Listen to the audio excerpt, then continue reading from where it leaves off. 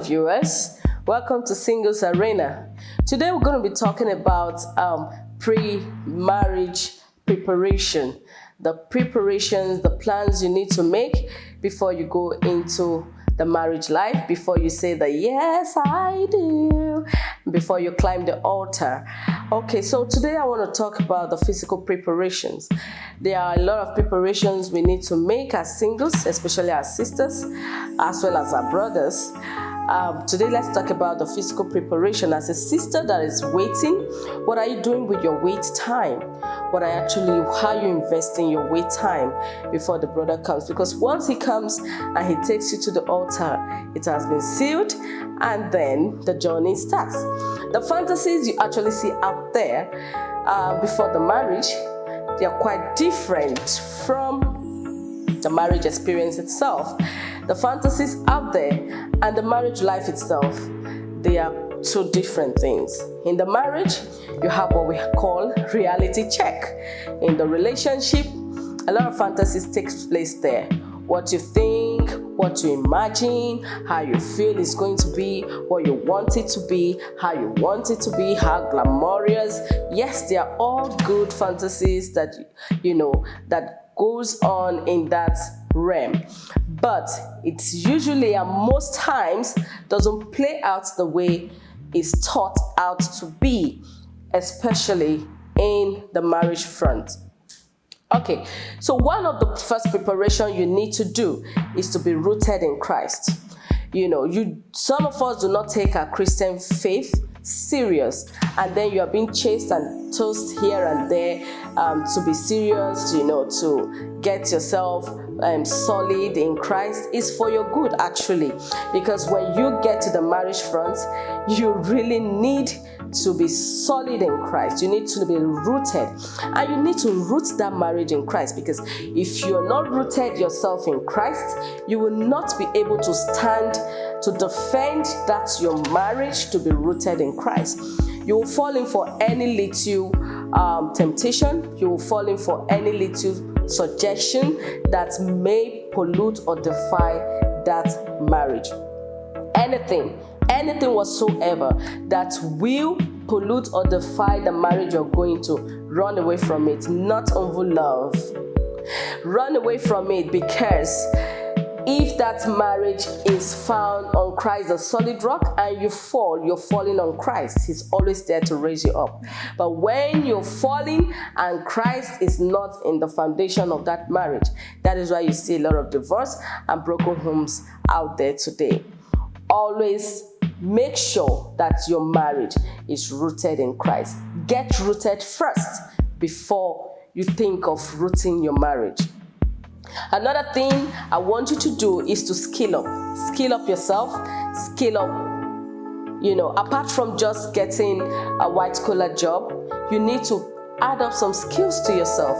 Once upon a time, I had to learn how to do flower vase with beads. And then there was a time I took beads. I made vase with Nigerian color, green, white, green, very, well decorated with flowers, green and white flowers. And I went to a cantonment to see the chief of staff, and I asked him that I wanted to see the army director or army general in that cantonment. Seeing me with flowers, I was well dressed with my boldness. They went to his office and told him a lady, then I was not married, a lady wants to see her with some flowers. And he ordered them to usher me into his office. He didn't have an option. So when I got to his office, he was like, young lady, I was told you want to see me with flowers. What is that about? And I smiled to him and I said, this is what I do. And I just made a flower vase that depicts our beautiful country.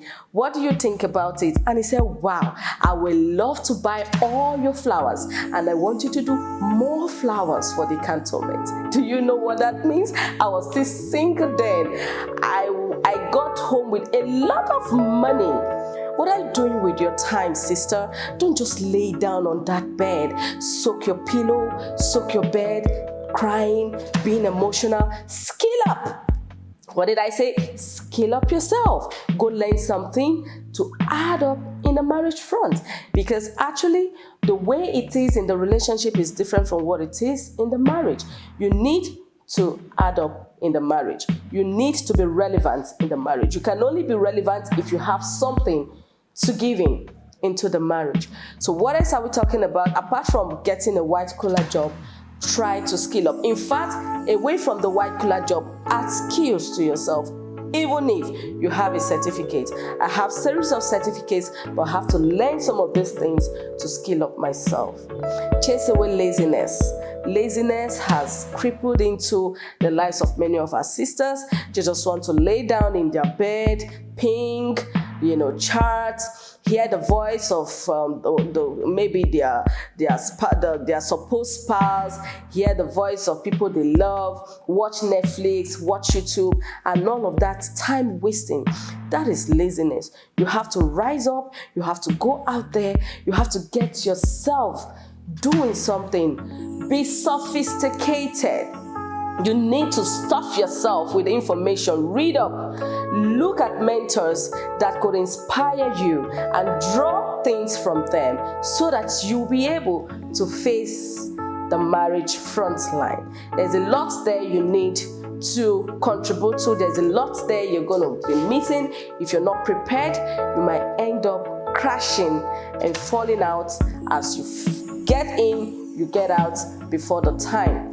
I hope these few points you've been able to pick one or two things you could and you would be doing in this 2024. You're going to say to yourself, I will skill up. That is my advice for you today. Next time, I will see you as we discuss more other points that will help you prepare yourself for the marriage life. I'll see you soon. Bye for now.